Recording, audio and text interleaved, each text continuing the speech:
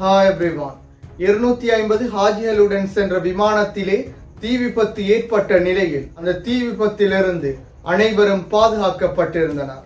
Saudi அரேபியாவின் ஜித்தா நகரில் இருந்து இந்தியாவின் லக்னோ நோக்கி சென்ற விமானத்திலே இந்த தீ விபத்து ஏற்பட்டிருந்தது. விமானம் தரையிறங்கும் பொழுது இடது பக்க சக்கரத்திலேயே இந்த தீ விபத்து ஏற்பட்டிருந்தது.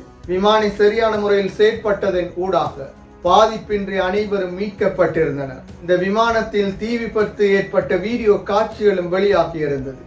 இது தொடர்பாக பார்ப்பதற்கு முன்னர் தனியொரு யூடியூப் சேனலை சப்ஸ்கிரைப் செய்யாதவர்கள் சப்ஸ்கிரைப் செய்து உங்கள் ஆதரவை வழங்குங்கள்.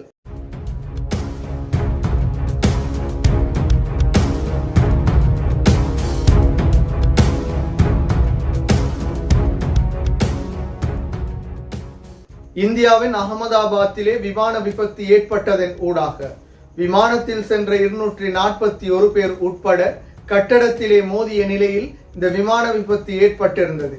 கட்டடத்தில் இருந்தவர்களையும் சேர்த்து 270 பேர் உயிரிழந்திருந்தனர்.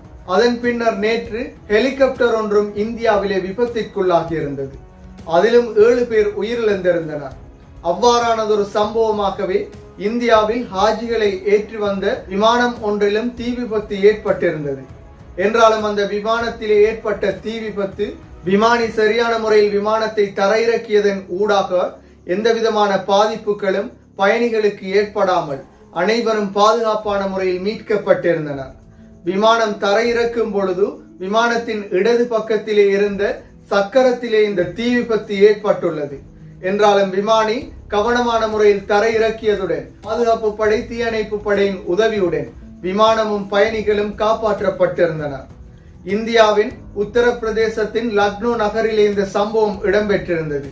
இந்தியாவிலிருந்து ஹஜ் செய்வதற்காக சென்றவர்கள் சவுதி அரேபியாவின் ஜித்தாவில் இருந்து சவுதி ஏர்லைன்ஸுக்கு சொந்தமான விமானத்திலே இந்தியாவின் உத்தரப்பிரதேஷ் லக்னோ நகருக்கு திரும்பும் பொழுதே இந்த விமான விபத்திலே தீ விபத்து ஏற்பட்டிருந்தது.